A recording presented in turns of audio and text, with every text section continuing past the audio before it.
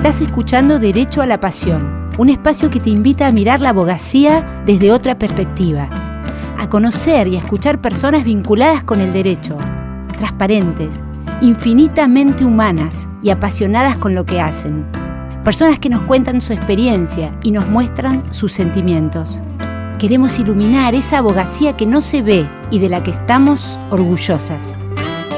Si querés recibir nuestro newsletter gratuito, suscríbete en derechoalapasión.com. Ya han pasado muchos años, hoy busco motivación, la emoción, el envión de aquel arre de esos años. Escribo versos extraños, aunque no sean bailados, y no siempre de su agrado, o les suenen pretenciosos. Uno se siente dichoso al descubrir lo creado.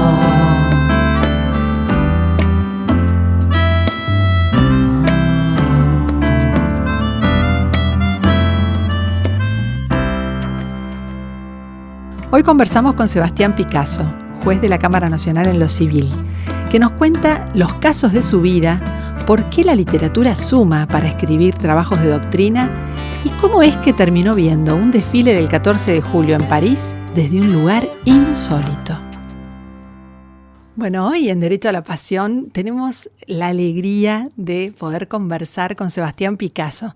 Sebastián, bienvenido. Nosotros estamos muy contentas porque, bueno, hoy vamos a hablar con alguien que tiene una larga trayectoria en el Poder Judicial, que además tiene su perfil académico porque es profesor titular y nos lo ha presentado una gran amiga, una queridísima amiga que ha sido entrevistada también en el podcast como Gaby Seijas. Así que por todo lo que ella nos ha contado y te precede, estamos felices de tenerte acá. Bueno, muchísimas gracias a ambas por la invitación. La verdad que soy yo el afortunado por estar acá, así que muchas gracias. Hola, Sebas, encantadísima, yo también feliz. Y bueno, vamos a la primera pregunta, que muy típica de Derecho a la Pasión, ¿cuáles son tus pasiones hoy en la vida? Bueno, mira, son varias. Además, como pasión es una palabra que puede abarcar muchas cosas. Uno podría hablar de la pasión por los amigos, por la familia, pero bueno, hablando de pasiones personales, digamos, de gustos personales, yo diría que la literatura, la música, la filosofía y obviamente el derecho, digamos, ¿no? Si me preguntan, bueno, ¿cuáles son tus pasiones? Diría esas, ¿no? Oh. Bueno, están un poco ligadas todas, ¿no? La música, al final me habían pedido, ¿no? Para el final una canción. Una canción, así que bueno, sí. ahí ya veremos, pero algo vamos a decir sobre eso. La música es algo muy importante para mí. De chiquito tuve la suerte de tener una familia que tenía donde había mucha gente que tocaba instrumentos, que había un crítico musical, que iba al teatro. ¿En tu familia, digamos? En mi familia materna. Sí, mi abuelo era periodista, llegó a tener un puesto importante en La Nación, en aquella época en que La Nación era un diario aún más importante. Perdón, no en La Nación, en la prensa, digo mal, en la prensa. En la época que la prensa era un diario de los más importantes, si no el más importante de Argentina. Y allí en la prensa, el hermano de él era crítico musical. La prensa tenía siempre unas entradas fijas en la platea del Colón, así que toda mi familia, mi mamá de chica iba, mi tía iba, en fin. O sea, ¿Y quién tocaba instrumentos? ¿Vos te hicieron estudiar? Bueno, yo estudié piano hasta los 20 años, efectivamente. Un montón. Sí, un montón. Lamentablemente después lo dejé y no lo toqué más, o sea que, bueno, quedó un poco ahí tocar el piano. Pero sí sigo siendo un gran consumidor de música. Sos melómano. Soy melómano, me gusta mucho ir al teatro, escucho conciertos, escucho ópera. Cuando viajo también siempre me las ingenio para ir a escuchar lo que haya en el lugar donde voy. Así que bueno, eso ha quedado. Mi señora también tiene tal vez un poco por influencia mía, pero tiene también... Claro, porque uno comparte gustos y de a poco... Obviamente. Mi esposa es por adopción. Ella es artista plástica. Entonces, bueno, digamos que nos hemos contagiado, entre comillas, pues ya nos gustaba de antes, a ambos lo que hacía el otro, pero bueno, el gusto por las artes plásticas y el gusto por la música, ¿no? Sebas, y la literatura, dijiste la literatura, Sí. ¿y qué literatura, digamos? Porque, digamos, ¿cuál es tu predilección, digamos, por ahí? Mira, soy, si querés, medio clásico en la literatura. Me gustan mucho los clásicos, me gusta mucho, me gusta mucho la poesía. Y ahí te puedo nombrar una infinidad de autores posibles, qué sé yo, me gusta la poesía romántica inglesa, me gusta mucho los franceses, me gusta Baudelaire, me gusta Rimbaud, me gusta Mallarmé, si quieres ir un poco más para acá, me gustan escritores también, bueno, como Cummings, ¿no? Para hablar de escritores del siglo XX, de poetas del siglo XX. Me gusta muchísimo Borges, por supuesto. Sí, bueno, soy bastante ecléctico en eso. Pero eso sos autodidacta, o sea, ¿fuiste formando tu gusto? Sí, lo fui formando y la verdad es que, digamos, si tengo que hacer historia, empecé leyendo mucha prosa y siendo un poco más desconfiado respecto de la poesía. Y en un momento de mi vida, que coincidió con que hice una serie de cursos sobre filosofía y estudié Heidegger. Ajá. Y es bastante interesante porque el pensamiento de Heidegger, el último Heidegger, termina, bueno, diciendo algo así, por supuesto que es mucho más complejo, pero algo así como que el verdadero pensamiento sobre el ser se aprecia en la poesía. Ya no en la filosofía, sino en la poesía. Y a partir de ahí empecé a leer poesía, o sea, a partir del estudio de Heidegger, ¿no? Y bueno, empecé a ser muy fanático de la poesía, ¿no? Primero empecé a leer los autores que Heidegger leía, Hölderlin, en fin. Pero luego me fui abriendo, ¿no? Rilke. Y bueno, tengo por lo tanto un gran amor por la poesía. Y también por Carta, un joven poeta de Rilke, lo citamos en el inicio de nuestra hermosa. Una maravilla. Rilke, apareció. Todo lo que escribió es hermoso, las cartas de un joven poeta, bueno, los poemas, los pequeños y los poemas largos, ¿no? Como las elegías de Duino, los sonetos de Orfeo, todos son una maravilla, ¿no? Pero bueno, así que la poesía por un lado y también la prosa, ¿no? Ahí también leo mucho y también gusto más o menos clásico, o sea, leo menos autores contemporáneos, vivos hoy, que autores un poco más consagrados. Me gusta muchísimo Faulkner, me gusta, bueno, toda la literatura francesa del siglo XIX, del siglo XX también, del principio del siglo XX, me gusta muchísimo Proust. Bueno. Sí. Y en tu vida, ¿qué espacio tiene eso? ¿Cuánto espacio le das? Todo el que puedo darle, digamos, porque claro, con una familia, amigos, un trabajo, un doble trabajo, ¿no? Porque por un lado soy juez, por otro lado soy profesor. Bueno, todo el tiempo que se puede sacar de ahí se lo dedico a esto, ¿no? Se lo dedico a estas otras pasiones, que por suerte me deja tiempo, ¿no? No, y aparte te potencia las otras, tu trabajo. Desde luego. Con el tiempo, con los años, le encontré un poco la vuelta a la conexión, pongamos, entre derecho y literatura, no en el sentido en que se suele estudiar por ahí, ¿no? Conexión entre derecho y literatura, o sea, bueno, leer autores que hablen sobre el derecho, o abogados que escriban, sino más bien en los artículos de doctrina, por ejemplo, incluso en los libros, bueno, incorporo de vez en cuando referencias literarias. Cuando escribo un artículo, hace bastantes años me pasa esto, no puedo empezar a escribir el artículo si no le encuentro un epígrafe. Qué bárbaro. Primero tengo que encontrar el epígrafe. Y el epígrafe, obviamente un epígrafe bello, un epígrafe que tenga que ver con lo literario, no con lo jurídico, ¿no? Y a partir de ahí recién puedo ordenar las ideas para escribir el artículo. Nosotros hemos trabajado eso, lo hemos estado conversando y en algún momento lo que veíamos es que como abogado, bueno, por supuesto como juez, como profesional, en fin, donde estemos, la literatura también te permitía facilitar la empatía, o sea, el entender esos personajes, el entender esas pasiones, el entender esos dramas, sin duda.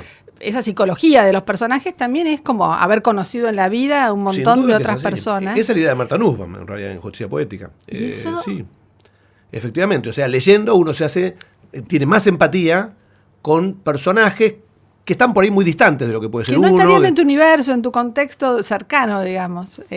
Sí, bueno. Y para un juez me parece que aún más, ¿no? Porque tal vez a través de la literatura uno mira justamente situaciones que a vos nunca te pasaron, pero que sí le puede pasar a alguno de los casos que te presentan. Sin ninguna duda. Y la comprensión puede ser mucho mayor. Sin ninguna duda. Y uno de los mayores los mayores elementos que tiene que tener un juez es la empatía, ¿no? Obviamente, poder ponerse en el lugar de la persona que va a juzgar, ¿no? Más allá de que falle luego a favor o en contra, pero poder tratar de entender lo más posible qué pasa ahí, ¿no? Exacto. Y bueno, efectivamente la literatura proporciona muchas veces esa empatía, ¿no?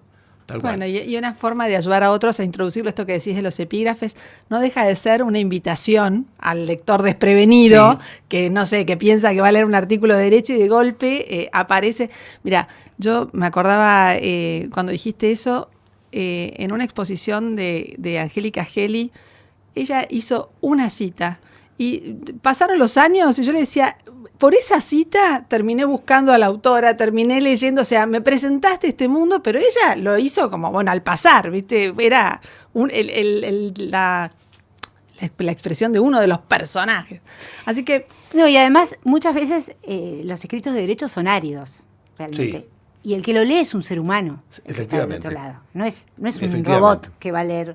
Entonces, tenemos que buscar maneras también de interesar Sin ninguna y de duda. que disfrute de ese texto. No solamente un texto de derecho, hay que pensarlo, solo voy a aprender. No, también tiene que haber un disfrute porque es parte de lo humano, de las ganas de leer. Entonces me parece genial mezclarlo con cosas que conmuevan, que muevan emoción. Porque uno a veces lee textos de derecho que no tienen nada de emoción. Entonces es difícil disfrutar de eso. Es cierto. Bueno, más también las nuevas generaciones, ni hablar. ¿no? Esa si no no leen más.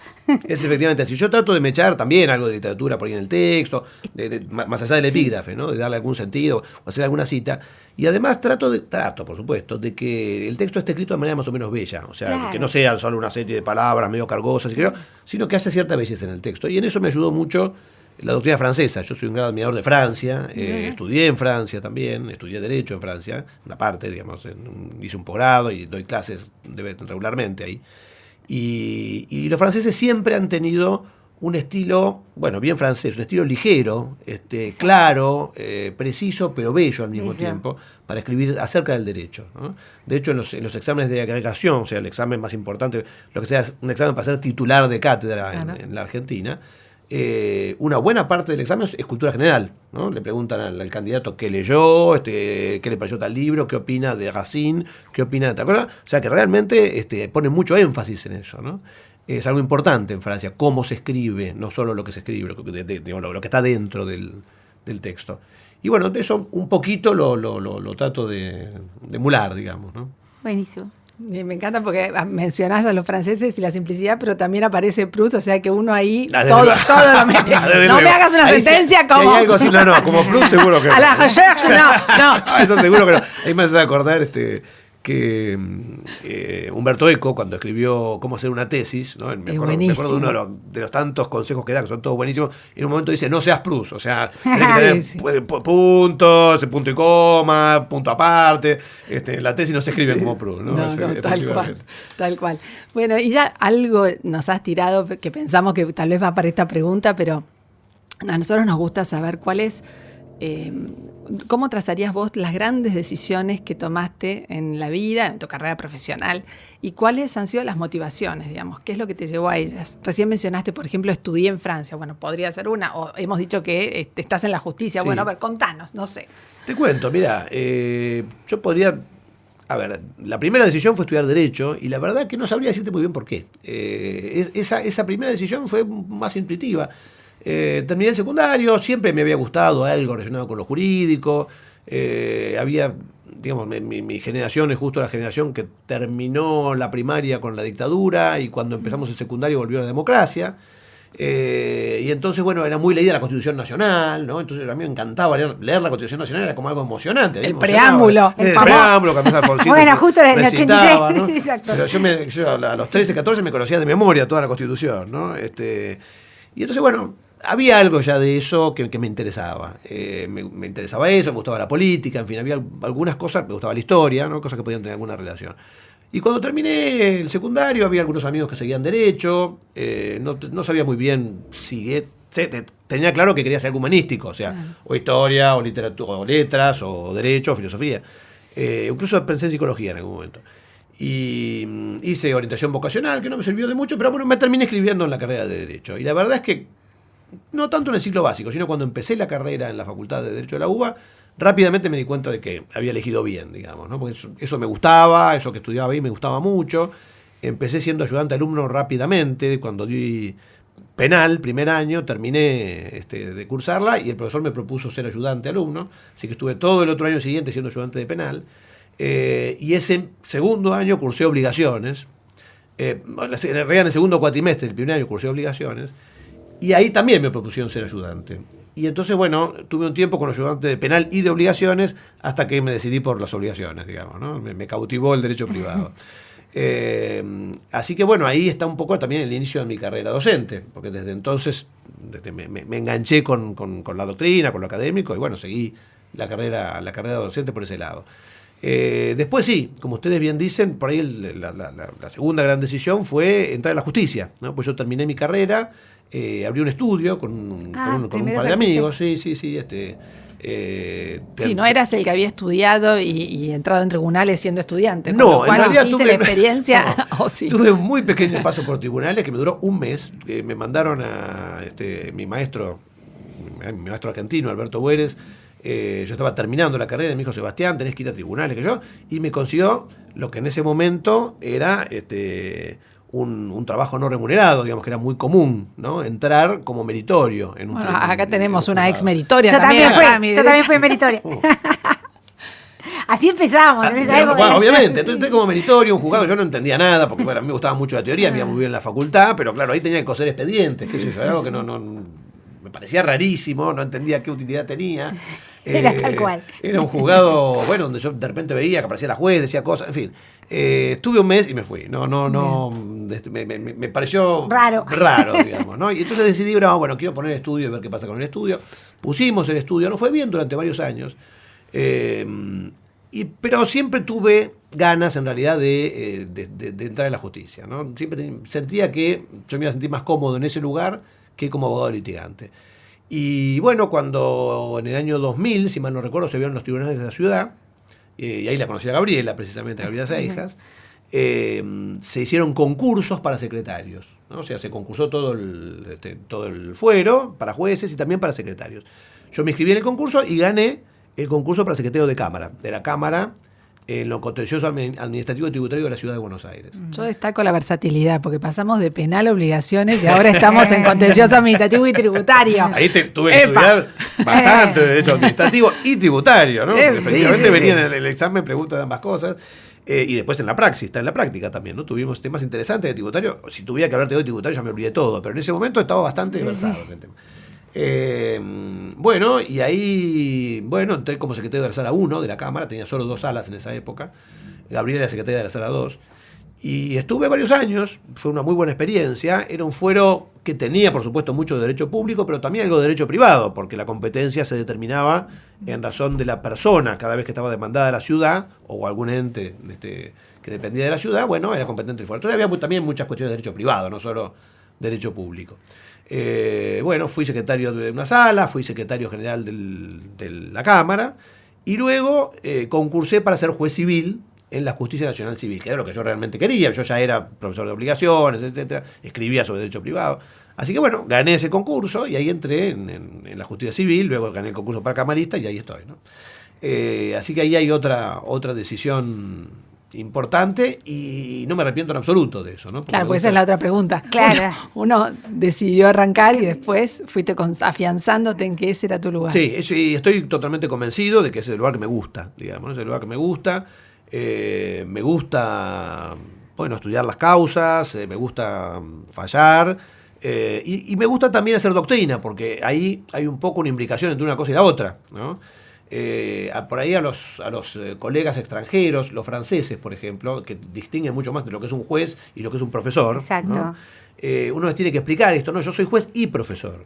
Pero ¿cómo es eso? Claro, sí. Entonces vos, por ejemplo, citás doctrina y al mismo... Sí, claro, nosotros citamos doctrina... Normalmente no citamos nosotros mismos, pero escribimos también.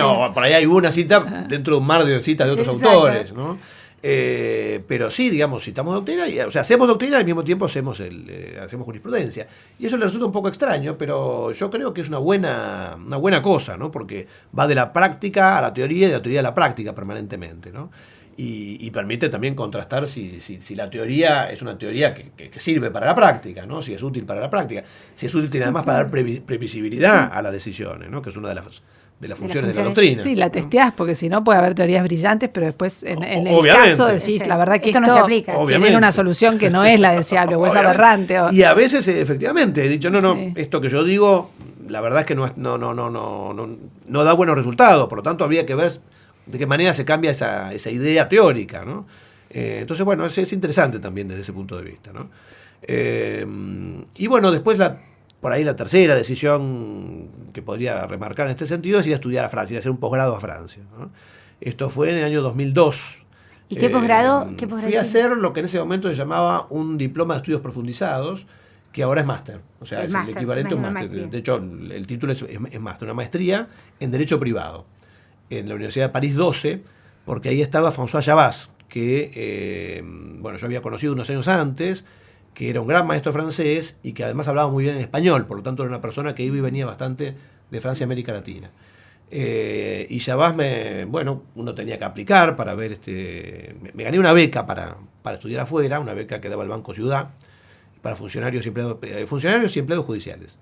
Para estudiar un año allá, gané esa beca, me admitieron, Jabas me admitió en París 12, y bueno, estuve con mi mujer viviendo un año allá. Qué lindo. Que fue una experiencia fantástica. Espectacular. Sí, fue una experiencia fantástica. La verdad que sí, me fue muy bien en el posgrado además.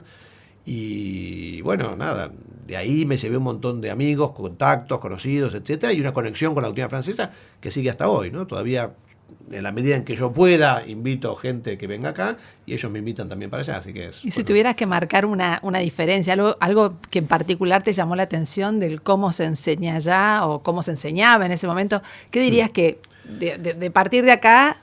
Mira, hay muchas diferencias. La primera es que ellos tienen un método. Ellos tienen un método que aplican tanto para enseñar una materia, como para escribir un libro, como para comentar un fallo. O sea, lo aplican para todo lo que tiene que ver con el derecho, que ellos llaman método cartesiano. Yo no creo que Descartes haya pensado nunca en este método jurídico, digamos, pero bueno, ellos dicen que es un método cartesiano. Y que consiste en escribir, lo que uno quiera escribir, lo tiene que escribir en 2 partes, o a lo sumo en 3 partes, que tengan a su vez 2 partes, o... si es de 3 partes, ese plan debe tener también 3 subpartes, ¿no? O sea, cada una de las partes debe tener 3 subpartes. Y todo debe concentrarse así, de esa manera. Claro, al principio, cuando uno lo ve, y sobre todo cuando uno empieza a estudiar, y el profesor viene el primer día y dice, bueno, mi plan va a ser así. Gran A, qué sé yo, el derecho de las obligaciones en general. Gran B, las obligaciones en particular. Pequeña, las obligaciones. Entonces hace todo el plan y lo pone. Y uno dice, ¿y esto qué es? ¿No? Porque claro, uno está acostumbrado a la Argentina que el profesor entra y dice, bueno, vamos a hablar de tal cosa y empieza, ¿no? Allá dan primero el plan. Categorías. Y después cada punto del plan lo van desarrollando, ¿no? Y lo mismo le enseñan a hacer a uno cuando escribe, ¿no? Por lo tanto, cuando escribo en Francia, tengo que adaptarme a ese método, ¿no? Y tan bueno me resultó finalmente. Al principio dije, esto es tan loco, digamos, esto es una cosa que no tiene ningún sentido, es una cosa totalmente formal, ¿no? Sí. Es arbitrario, es así porque me parece que tiene que ser así. Porque siempre fue así, porque tal vez ordena mucho el pensamiento. Bueno, el tema es que me di cuenta finalmente de eso, que efectivamente ordena mucho el pensamiento, porque te permite, te fuerza a descartar cosas que no son esenciales para lo que estás diciendo, a ver de qué manera lo ordenás en esas 2 partes, todo lo que tenés que decir. A no llenar de palabrerío. A no llenar de palabrerío, efectivamente. Y la verdad que me sirvió mucho eso, me sirvió muchísimo para allá y para acá. Y de hecho, cuando tuve que hacer mi tesis doctoral acá, la hice siguiendo el método francés. La hice con 2 partes, 2 subpartes, y bueno, funcionó muy bien. La verdad es que qué interesante. Sí, es curioso. Sebas, vos sabés que este podcast está centrado en la persona, en lo humano, digamos. Tenemos nosotras en forma personal, y el podcast en sí tiene mucho ese sentido, y te hemos escuchado hablar de los derechos personalísimos, ¿no? Con la reforma del código. Que quisiéramos que nos cuentes algo respecto a eso y conversar un rato sobre eso. Sí, cómo no, con muchísimo gusto. Bueno, los derechos personalísimos están en auge hoy en día, ¿no? Siempre se dice, es casi una verdad de perogrullo hoy en día, que mientras que los códigos del siglo XIX eran códigos patrimonialistas, ¿no? Que estaban centrados en el patrimonio, en cómo se gestionaba el patrimonio, por lo tanto trataban de las personas en tanto sujetos que actuaban en el mercado, ¿no? Los bienes que estas personas, con los que estas personas comerciaban, y las formas en las cuales se relacionaban con esos bienes. Entonces ahí aparecían los contratos, las sucesiones, etcétera, etcétera. Por supuesto, también se dedicaban a la familia, esto es obvio. Pero digamos que desde lo patrimonial. El centro estaba puesto en lo patrimonial. Y eso lo refleja la famosa polémica entre Vélez y Alberdi, ¿no? Cuando Vélez presenta el proyecto de Código Civil y Alberdi dice, usted se olvidó de los derechos de la gente, de los derechos constitucionales, ¿no? ¿Dónde está eso? Y Vélez le dice, no, bueno, pero eso no corresponde a un código, eso está en la Constitución, es otra cosa, ¿no? El derecho privado no se ocupa de eso, ¿no? Hoy en día el paradigma es totalmente distinto, ¿no? La idea es que el derecho tiene que estar centrado en la persona, en sus derechos. Por supuesto, también el derecho privado tiene una beta patrimonial innegable, pero, digamos, el eje en la protección de la persona hace que los derechos llamados personalísimos, ¿no? Aquellos que protegen, tutelan emanaciones de la propia personalidad, como la imagen, el honor, la identidad, la intimidad, algunos dicen el nombre, la voz, también el cuerpo, la integridad física, la disposición del cadáver, etcétera, que esos derechos cobren gran relevancia. Y, por suerte, el Código Civil y Comercial incorporó un capítulo en la parte general de los artículos 51 y 61 del Código, o sea, son 10 artículos que tratan acerca de los derechos personalísimos. O sea que hay una regulación, digamos, sistemática, coherente de estos derechos personalísimos, no completa, porque, por ejemplo, sí. Eso es súper interesante. Nosotros justo habíamos escrito un artículo nuestro, digamos, que publicamos en nuestro newsletter, de peligran los besos y los abrazos, ¿no? Decíamos. y te habíamos escuchado hablar, bueno, de estos derechos personalísimos que están en expansión, ¿no? De hecho, la protección de datos personales es de hace poco tiempo, y el derecho a la identidad también en definitiva es nuevo. Entonces nosotros hablábamos del derecho a tener una conexión humana significativa, que tal vez con esto de después de la pandemia, donde... Eso te iba a decir, en una reflexión post-pandémica. Claro, no dije una cosa importantísima. Este escrito fue después de la pandemia, donde de repente uno no se conectaba a través de pantallas. Obviamente que hay algunas formas que son reales, hay conexión verdadera, pero bueno, aparecieron los metaversos, apareció Zuckerberg de alguna manera diciendo que había una nueva forma de relacionarnos que iba a ser a través del metaverso. Entonces decíamos, ojo, el ser humano, tenemos derecho a una conexión humana significativa, verdadera, real y física. Bueno, y esto de escuchar, bueno, digo, tal vez, ¿no? Esto que está en expansión, estos derechos personales con la tecnología. Efectivamente, es un universo de expansión y van a aparecer nuevos. ¿Y por qué no ese? ¿Por qué no ese? En algún momento nos había también movilizado en ese momento, habíamos leído al filósofo coreano, a Han, justamente con la desmaterialización, ¿no? Con esa obrita de no cosas. Y decíamos, vos hablabas recién del expediente, coser el expediente, o sea, que alguien entienda en unos años a qué se refiere con coser el expediente, cuando no vamos a tener ni el expediente, la digitalización te saca las cosas. Efectivamente. Entonces, bueno, el sacar las cosas es también me saca el abrazo, o sea, a lo mejor tenemos derecho a que haya cosas también, que sigan siendo materiales. Te saca los libros. Te saca los libros. Te saca el libro como objeto, bueno, lo tenés el texto. Pero por eso decíamos el libro, el disco, o sea, hay cosas un abrazo, que te saque un abrazo. Pero pensar que es lo mismo el abrazo en el metaverso que, o sea, a través de un juego, el gaming, bueno. En absoluto.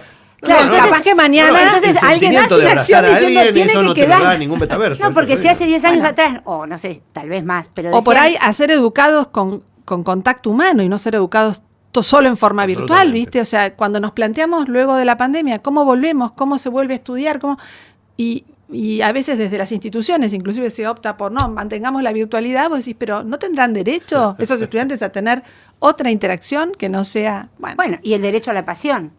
Lo queremos en los derechos espirituales. Lo queremos en los derechos personalísimos. Por supuesto que le decimos, para la próxima reforma. Para la próxima reforma hay que incluirlo.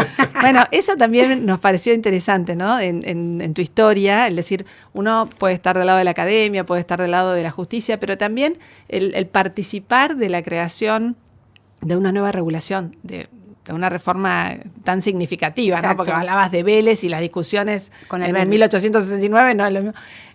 La verdad que eso también es un trabajo me parece que fue una posición interesante, ¿no? De ver el mundo de otra manera, sin cuando uno mira la regulación con otros ojos, cuando la tiene que escribir o ayudar a... Sí, claro que sí, tuve la gran suerte de ser convocado para escribir, para colaborar, ¿no? En la parte del Código de Responsabilidad Civil. Éramos 6 miembros de esa subcomisión, digamos que trabajamos mucho y de manera muy coordinada y muy cordial, además, éramos todos amigos, pero también en contacto con la comisión de reforma del código y con Federico Lorenzo, que era el secretario que estaba permanentemente yendo y viniendo con ideas, a ver, esto sí, esto no. Fue, una tarea única, ¿no? Muy, muy, muy interesante. Me acuerdo que incluso estaba de vacaciones y me mandaba un mail Lorenzetti y decía, no, esto vamos a mandarlo, esto vamos a modificarlo de esta manera, ¿por qué no ponen tal cosa? Era realmente muy interesante. Y aparte dejar una huella, ¿no? Y aparte dejar una huella, porque yo de repente leo artículos y digo, este artículo lo redacté yo. Eso es muy fuerte desde lo personal. Desde lo personal, digamos. Pero sí. Digamos, históricamente es una anécdota que no tiene sentido, pero para uno es fuerte, efectivamente, ¿no? Para uno es fuerte.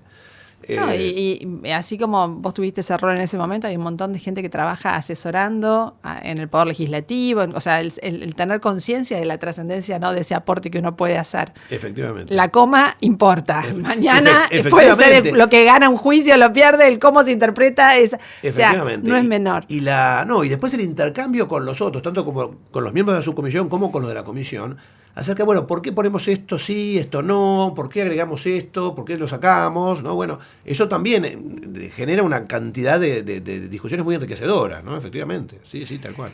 Eso, bueno, nosotros nos gusta a veces saber qué puede ser calificado como el caso de tu vida. Justamente te iba a preguntar esto y me vino, bueno, esto fue algo significativo, pero ¿hubo algún caso que por su trascendencia, por lo que implicó para vos tomar esa decisión, por lo que estaba en juego, en fin, vos podés decir, bueno, lo elijo como, puede haber varios, pero elijo uno para contarnos? Yo te podría mencionar 3, pero bueno, si puedo lo hago rápido. Dale. Seamos como Stendhal, no como Proust, y mencioname los 3. Prefiero como Stendhal, porque si no como por eso, vamos por ahí. Bueno, mira, yo te diría 3 por diferentes razones. Uno, el primero es el caso de Albarracini, que dio lugar a una jurisprudencia de la Corte también, donde había un testigo de Jehová que había sido gravemente lesionado a balazos y que no quería, él había firmado un testamento vital que decía que no quería que lo transfundieran. Y estaba, por supuesto, la ya vieja discusión acerca de qué prevalece, ¿no? La vida humana o la decisión de la persona, en el sentido de que no quiere que lo transfundan. El juez de primera instancia había ordenado la transfusión, la esposa de este señor se presentó con el testamento vital diciendo, no, un momentito, vino a la Cámara, y claro, todo muy rápido, porque el señor estaba en una situación de gran urgencia. Entonces los plazos los contamos por horas, lo resolvimos al día siguiente, y decidimos que, siguiendo la jurisprudencia Bamón desde la Corte, ¿no?, que en realidad prevalecía el derecho a la privacidad de cada persona, decidir cómo lleva su vida en la medida en que no daña a los demás, y que por lo tanto este señor tenía derecho a no ser transfundido si así lo había manifestado libremente. El caso llegó a la Corte, que también decidió en tiempo récord, porque también ahí los plazos de recurso extraordinario, córrase de traslado por 24 horas, llegó a la Corte, ¿no? Y la Corte a pocos días también lo recibió. Además, llamamos a la Corte para decir, les está haciendo este caso, que además había tomado cierta relevancia mediática. Y lo decidió en el mismo sentido, ¿no? La Corte dijo, bueno, el artículo 19 de la Constitución garantiza un espacio de autonomía personal, y esto incluye las decisiones médicas sobre la salud, etcétera, aun cuando puede estar en riesgo la vida de la persona, y aun cuando a la mayoría de las personas esa actitud pueda resultarles irrazonable, esto poco importa, ¿no? Bueno, ese fue un caso significativo donde me interesó participar, ¿no? Y me parece que además contribuimos a una jurisprudencia valiosa, ¿no? El segundo caso es el de Belén Rodríguez contra Google, que también dio lugar al presidente de la Corte, Rodríguez, que por primera vez, entre comillas digo, reguló, porque no hay regulación legislativa, entonces se dejó un poco la jurisprudencia de esto, la responsabilidad de los buscadores de Internet, ¿no?, de los motores de búsqueda. Y dijo básicamente, en esto la Corte en un 70% nos confirmó la sentencia, en un 30% nos la revocó. Nosotros habíamos dicho que en principio el buscador no responde, en la medida en que solo se haya limitado a transmitir, digamos, información, ser un intermediario. La Corte agregó con muy buen tino, salvo casos excepcionales en los que la ilicitud de esos contenidos es manifiesta, por ejemplo, prostitución infantil, tráfico de armas, en fin, terrorismo, bueno.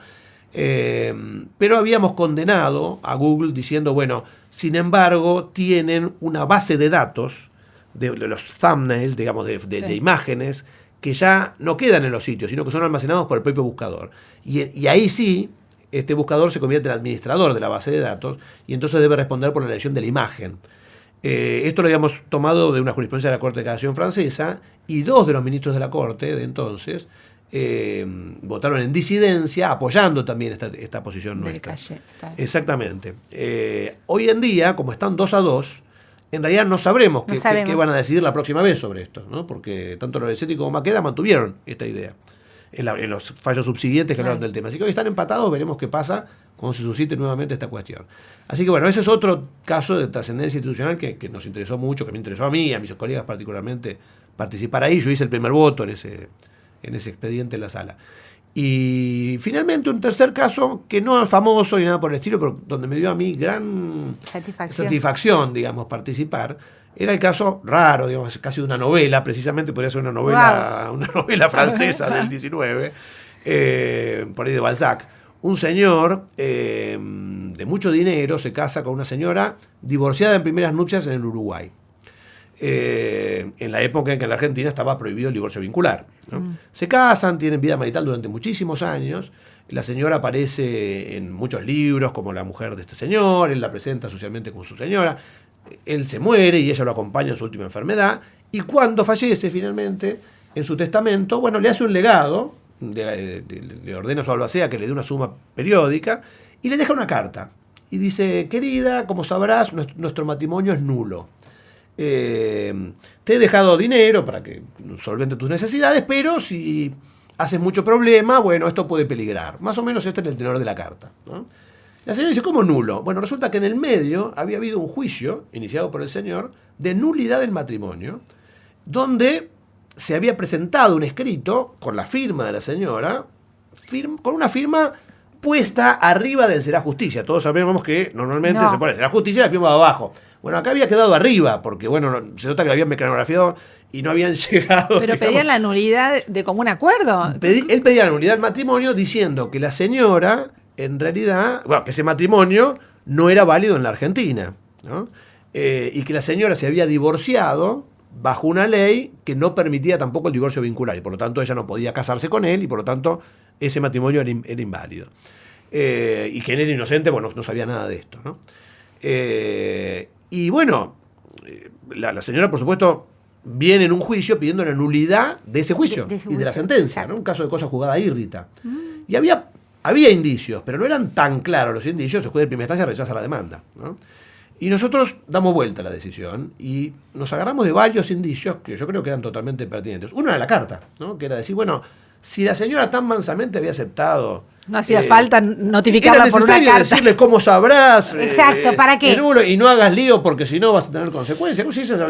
En segundo lugar, bueno, esto de que estaba redactado de forma tal el escrito que la firma quedaba antes del final, digamos, ¿no?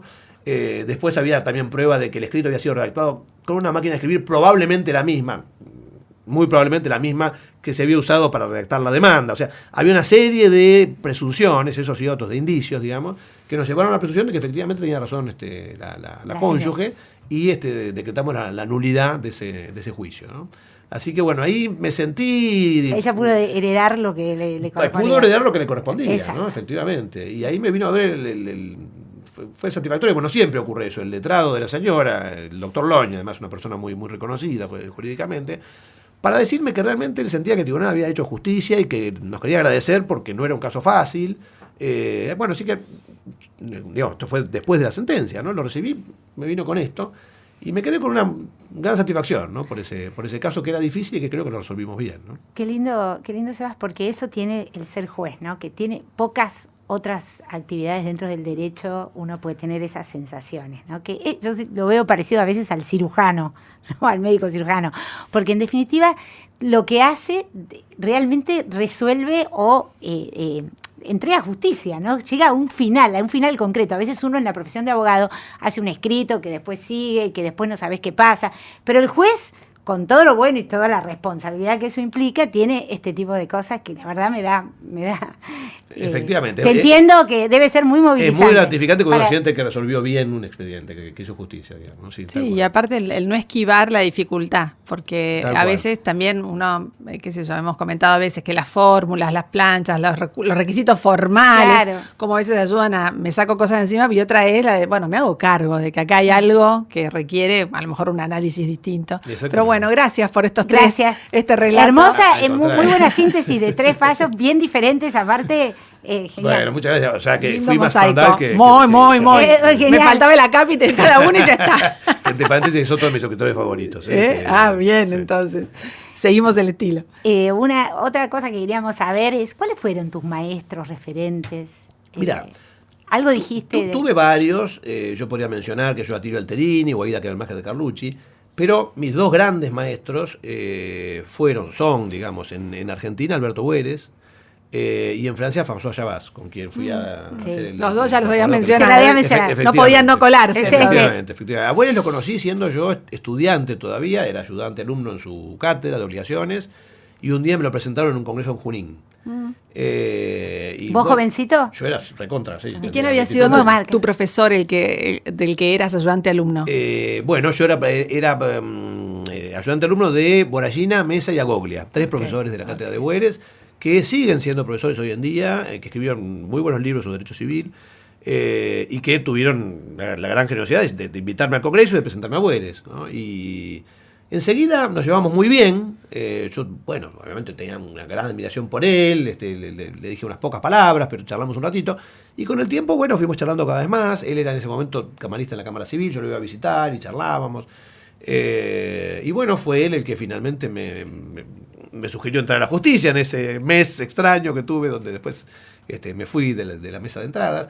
Y bueno, fue mi maestro, es decir, durante mucho tiempo charlé con él, me enseñó muchísimas cosas, lo leí, leí toda su obra con enorme interés.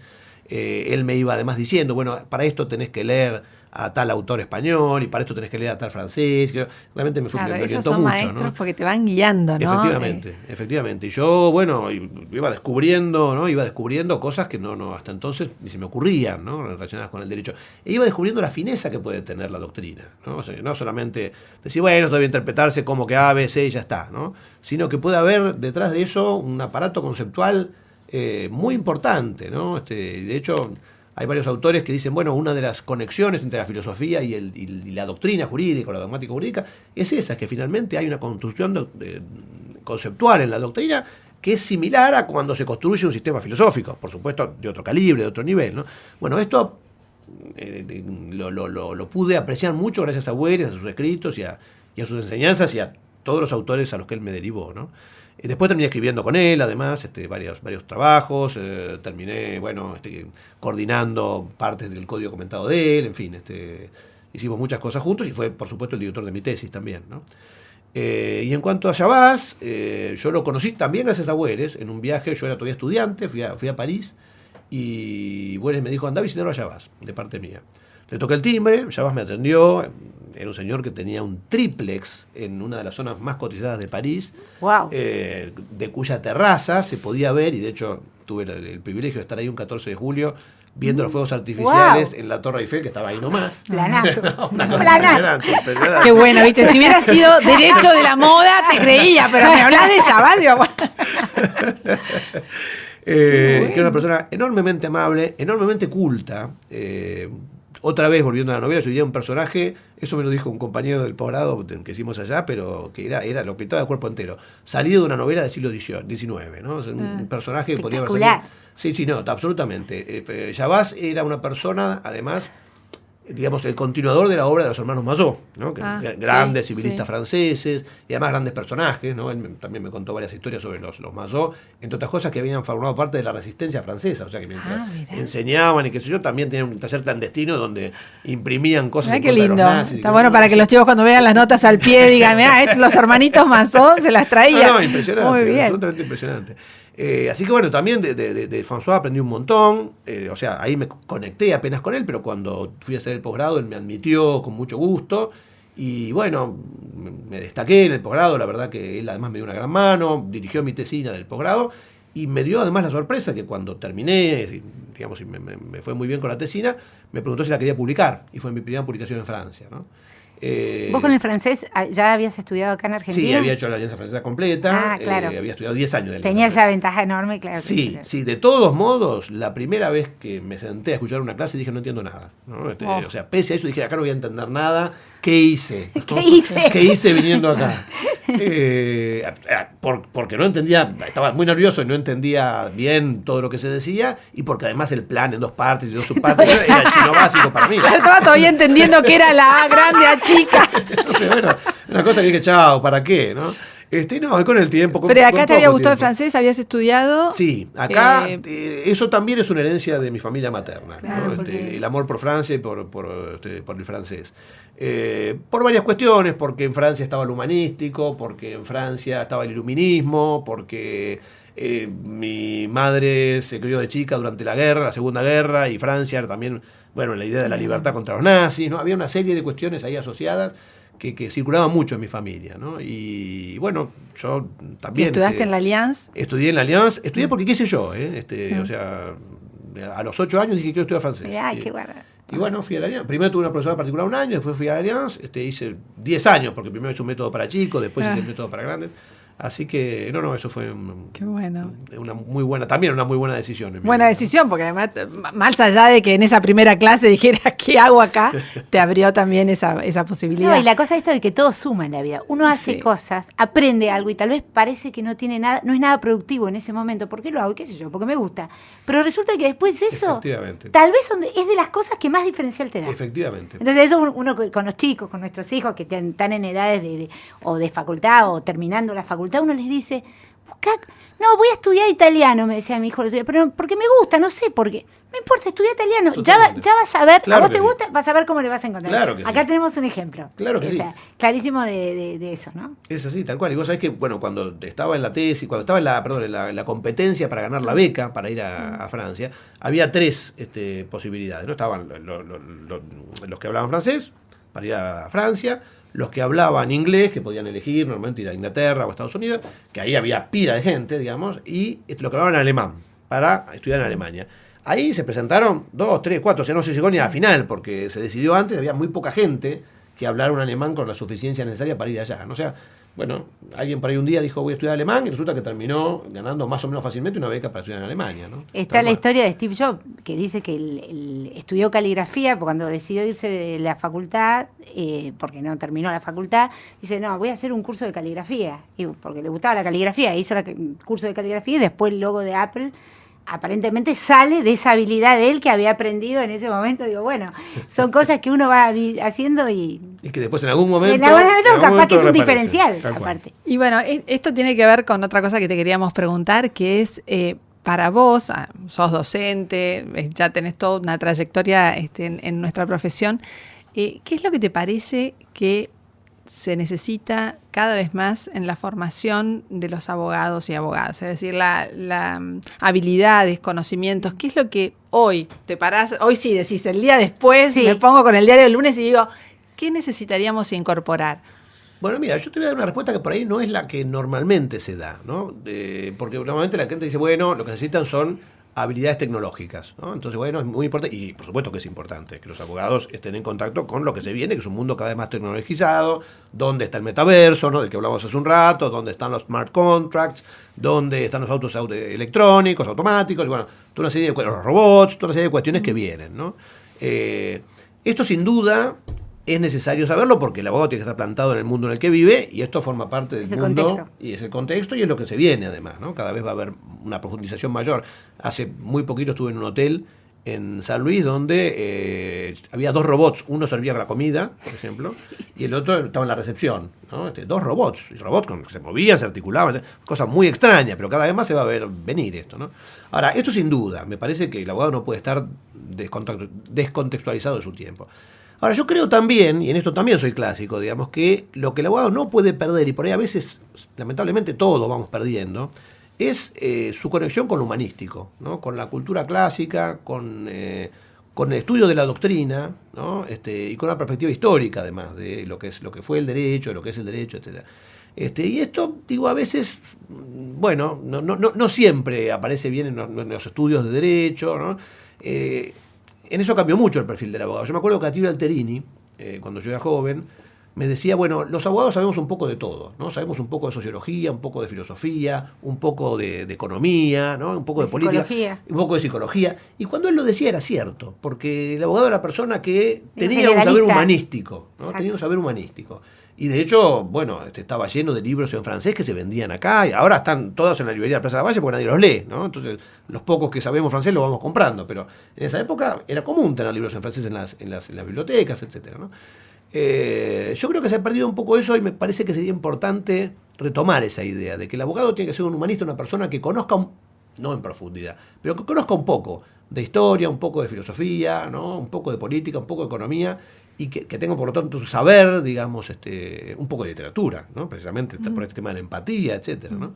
Un saber que vaya más allá del derecho para poder aplicar el derecho correctamente, ¿no? Y por supuesto que estudie la doctrina, ¿no? Y que estudie la doctrina como método, como sistema, que es un tema también un poco en decadencia hoy en día, ¿no? Y que es fundamental porque no sé, uno dice, bueno, hay mucha gente que está muy entusiasmada con el common law, ¿no? En la Argentina se mira mucho más que antes se miraba a Europa, ¿no? Sí. Se miraba a Francia en una época, después por ahí a Italia o a España.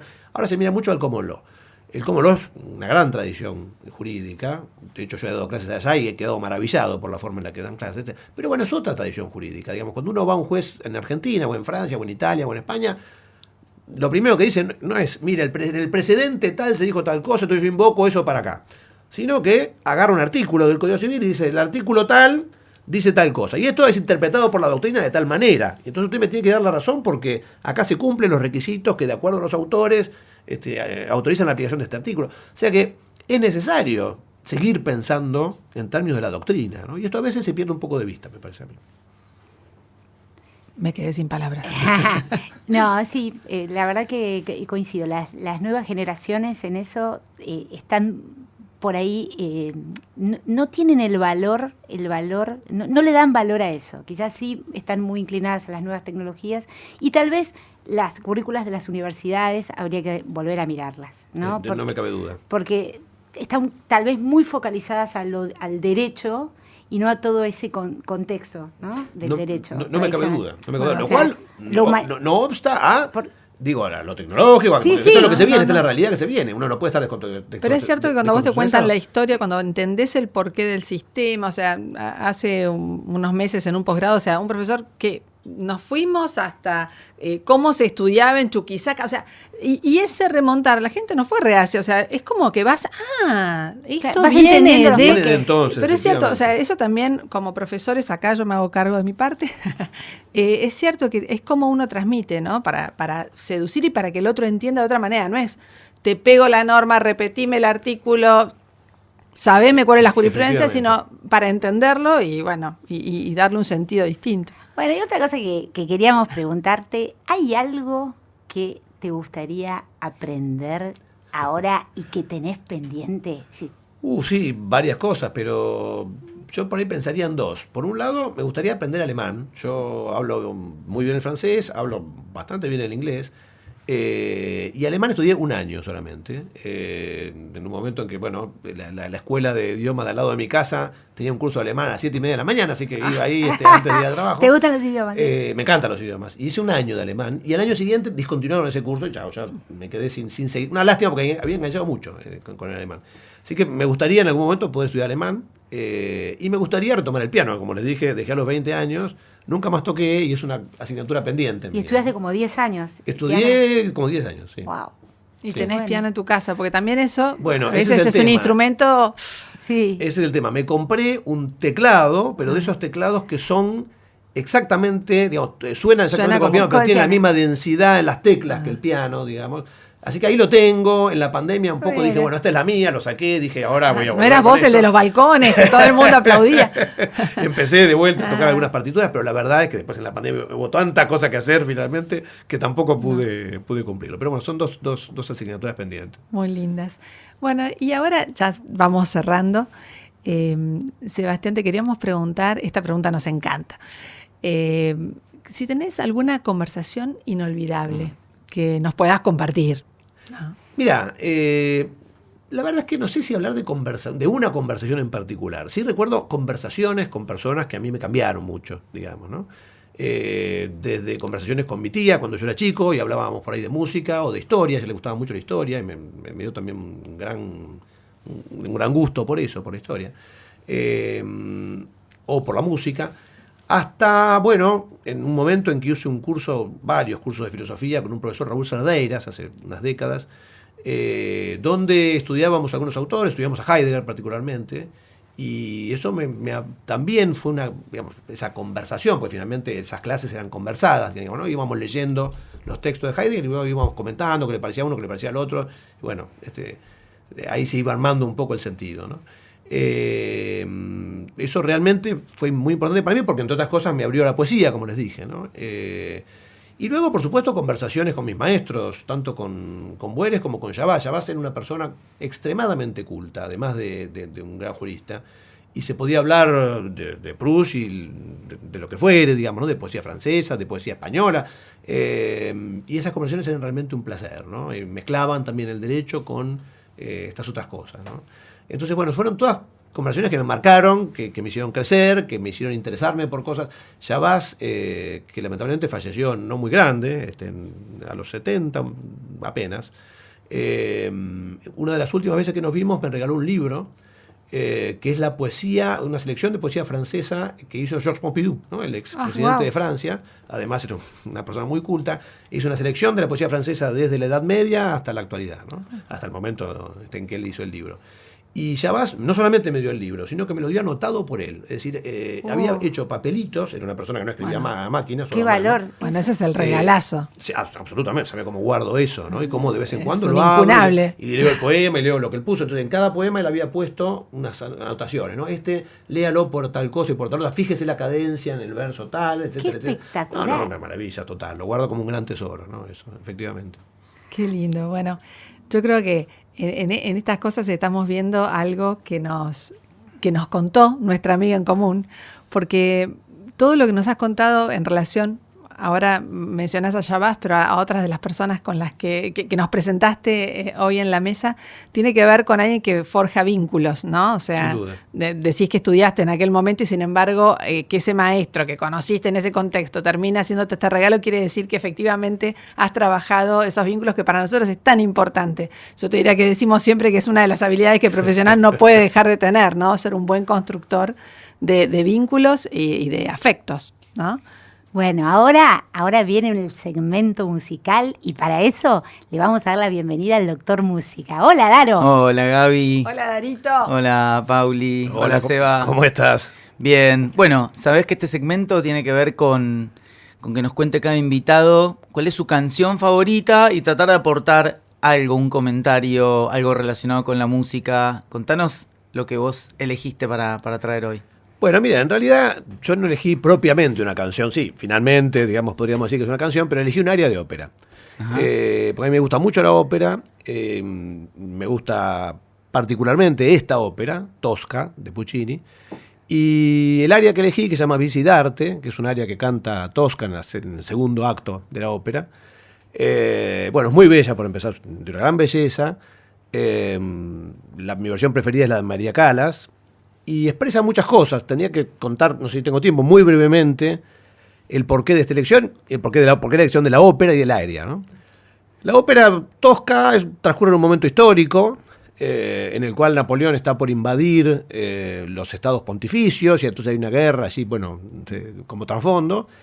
Y en el medio hay un señor muy malvado, que es el jefe de la policía, que se llama Scarpia, que tiene un interés muy voluptuoso por Tosca, que es una señora muy conocida y que canta, una gran cantante, y que tiene un amante, Mario Cavaradossi, que está con los revolucionarios. Y que está como escondido, digamos. Exactamente. Que se esconde. Esconde a un revolucionario y él mismo luego es buscado por eso. Exacto. Digamos, ¿no? Tal cual. Exacto. Entonces, bueno, en el segundo acto ya a Mario lo han atrapado y Scarpia lo hace torturar para que confiese que, bueno, es un revolucionario y dónde está el principal revolucionario escapado, ¿no? Y además, a propósito, la llama a Tosca y le hace escuchar cómo atormentan a su amado para que ella, bueno, se rinda y diga, bueno, lo que Scarpia quiere, que es, bueno, cambio la libertad de Mario por acostarme con vos, ¿no? Que es lo que finalmente él le propone a Tosca. Entonces viene esta área donde Tosca se lamenta y dice, bueno, se lamenta, se la dirige a Dios, ella es muy religiosa. Sí, es una plegaria. Es una plegaria. Es una plegaria el área, o sea, es como, digamos, después de toda la trama, que también tiene otra parte, ¿no? Que tiene que ver con los celos y con que a ella le hacen creer que él, digamos, porque hay un pintor en el medio que es el que esconde o ayuda como el cómplice de su enamorado, digamos, y le hacen creer que están pintando a otra mujer al que su enamorado desearía. Entonces tiene toda una trama, digamos, más allá de la trama histórica, social, también tiene esa trama de amor que se va como increyendo y sobre todo con esta aparición de Scarpia. Efectivamente, claro, ella sin querer le da a Scarpia la pista para que lo agarren a Mario y lo agarren al otro fugitivo, porque Scarpia le engaña, ¿no? En un momento Scarpia agarra un abanico y dice así como yo hago con un abanico, engañó a Otelo, bueno, yo con este abanico voy a engañar a Cavaradossi, ¿no? Bueno, logra entonces que Tosca finalmente ceda, y entonces Tosca se lamenta, Y dice algo muy bello, en un área bellísima, ¿no? Dice, bueno, yo viví del arte, viví del amor, ¿no? Nunca le hice mal a nadie, le di joyas a los niños, oré al Señor, etc. Y entonces le dice a Dios, ¿no? ¿Por qué en la hora del dolor me remuneras de esta manera, ¿no? ¿Por qué me remunerai così? Y es bellísima esa, bueno, porque hay una cuestión que tiene que ver con la justicia, ¿no? O sea, yo tuve una vida de una persona justa, honesta, leal. Entonces, ¿por qué? Claro, ¿por qué esto que no me merezco, ¿no? ¿Por qué pasa esto? Y es un poco... Es una gran pregunta. Es una gran pregunta. Una gran pregunta que mucha gente se hace muchas veces, ¿no?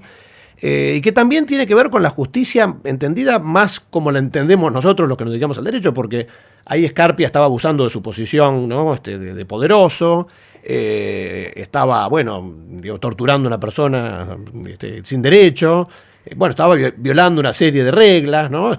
Bueno, y entonces también está esa pregunta, ¿no? ¿Por qué gana él de esta manera? Al final no gana Scarpia porque en el último momento... Cuando Scarpia ya se abalanza sobre Tosca y Tosca agarra un cuchillo que ve ahí y lo apuñala. Llega, ¿no? La justicia por mano propia. Exactamente. Lo apuñala y dice, questo il bacio di Tosca, este es el beso de Tosca. La justicia poética. Porque yo lo que pensaba en eso, también un poco haciendo honor a mi profesión, a la identificación con los artistas, ¿no? Porque tiene algo de eso también. Ella, digamos, empieza diciendo, yo le dediqué mi vida al arte, le dediqué mi vida al amor. Como que hay algo de... Son dos artistas. Claro, son artistas y un poco esa cosa de la crudeza de lo que puede ser la sociedad, el poder y todo eso, y cómo un artista por ahí se siente como afuera de eso, porque digamos esa sensación de injusticia también es por esa cosa, bueno, también en esa época donde había un ideal del artista muchísimo más romántico, los artistas vivían de otra forma y había como siempre hubo esa tensión, ¿no? Como el artista y la sociedad de derecho, si quieren, o el mundo de las normas, las leyes. Entonces está esa tensión en ella.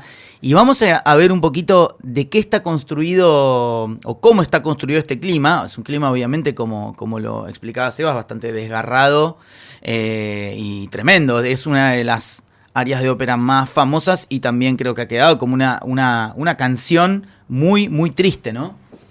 Entonces, lo que alguna vez también ya analizamos en alguna otra canción que trajeron a Derecho a la Pasión, no sé si se acuerdan, eran esto de cuando una música tiene como una bajada o una subida, ¿no? Como que veíamos como a veces si el bajo va bajando con esa cosa. Yo tengo como una teoría últimamente que como la música se basa en escalas, cuando uno se va moviendo por la escala, que va dando como pasos literalmente, va dando pasitos en relación a esa escala. Y eso yo creo que nos habita como humanamente, nos lleva como una especie de idea como natural de cómo es el fluir de la vida, ¿no? Como que vamos dando pasos. Y eso yo creo que es algo que nos convoca. Esos pasos puede tener que ver inclusive también por ahí con el pulso del corazón, como que hay una cosa como muy vital, para mí muy ancestral en esas músicas que hacen eso. Y en este caso, fíjense, esto está ilustrado de esta forma.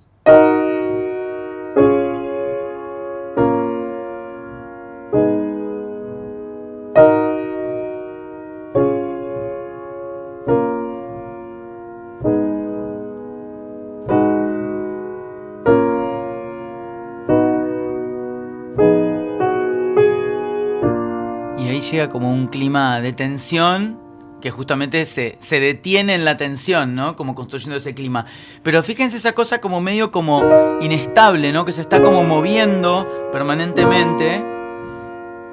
Y a mí me hizo acordar, salvando las distancias, y no sé si la habré escuchado, a esta canción, a Yo vengo a ofrecer mi corazón, que casualmente la letra tiene algo que ver, ¿no? Vos decime, Seba, si me equivoco, ¿no tiene algo que ver? Absolutamente. Porque los acordes tocados en la misma tonalidad son muy, muy parecidos, ¿no? Tosca se ofrece ella, ¿qué más? Claro, que dice, viví el arte, viví el amor, qué sé yo, y esta dice, ¿quién dijo que todo está perdido? Yo vengo a ofrecer mi corazón. O sea que ahí vemos un poquito estas cosas que hablamos de ciertas reglas, ciertos climas de la música, que ilustran o que generan estos climas, ¿no? Que a veces tratamos de eso, como de profundizar un poquito en cosas que ya de alguna forma escuchamos, percibimos, a veces no le ponemos nombre, ¿no? O no nos vamos acá tampoco en tecnicismo de qué son esas cosas, pero sí cómo hay ciertos movimientos en la música que, bueno, que ayudan a construir estos climas, y que ni que hablar cuando se puede dar la mano, que es lo que siempre digo de la construcción de una canción, o de un aria, que también es una canción. Cuando se da la mano ese lenguaje musical, esas emociones que nos puede generar, con un texto que realmente hace que una cosa potencia a la otra, es cuando construimos esta especie de gran poesía que es la canción, que a veces es hasta superadora de un poema o de una música instrumental, no porque se dan la mano, ni que hablar en la ópera, donde además está lo escénico, lo dramático, digamos, esa cosa como de arte total, pero que la canción en sí misma ya lo tiene, si no, no pasaría que trasciendan tanto las arias y que las volvamos a escuchar, porque digo, más allá de ir y ver Tosca en un teatro, han trascendido como canciones, ¿no? Así que eso es algo muy lindo. Bueno, así que eso es lo que podemos hermoso lo que trajo. Hemos aprendido un montón. Así que bueno, gracias por esto. Gracias a ustedes. Y algo que yo quería destacar es que sos una persona, los que escuchan no lo ven, pero yo que te estoy mirando, que le brillan los ojos permanentemente cuando habla y cuando cuenta las cosas que le gustan. Y eso es típico de alguien apasionado, ¿no? Alguien que, muchas gracias. Sí, cuando la gente habla de lo que le gusta, le brillan los ojos distintos. Uno generalmente no lo registra, pero la verdad que se te nota mucho, lo cual veo todo lo que dijiste te apasiona y te gusta de verdad. Así que bueno, un lujo conocerte y conversar. Bueno, la verdad gracias. Que hermoso. El gusto es mío. He pasado un muy buen momento charlando con ustedes. Bueno, muchas gracias. Bueno, gracias a ustedes. Somos María Paula Renela y Gaby Marsiglia. Nos despedimos hasta el siguiente episodio. Si quieren tener más información sobre los entrevistados, nuestros apasionados, los invitamos a seguirnos en Instagram, Derecho a la Pasión. Allí quedarán los links complementarios. Y agradecemos también la grabación y edición del episodio a cargo de otro maestro, Daro Halfin.